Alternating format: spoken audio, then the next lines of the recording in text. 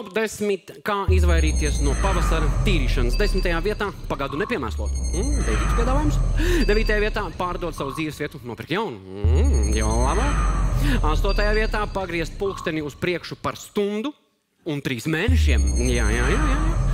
7. vietā kļūt par horderi, kas saka, visas problēmas atkrīt. 6. vietā uzrīkot tematisko ballīti draugiem ar tēmu pavasara tīrīšana. Jā. Un jums arī nav obligāti jānāk uz savu ballīti. Tā var būt. 5. vietā paziņot, ka esat kļuvis par zero waste aktīvistu un neko ārā nemetīsiet. Arī putekļus. 4. vietā izīrēt savu dzīvesvietu turistiem, kas grib izbaudīt autentisku dzīvi Britonā. 3. vietā dzīvot uz ielas. Tad tā ir sētnieka problēma, attiecīgi. Jo viņa dzīvoklis ir vispilsēta.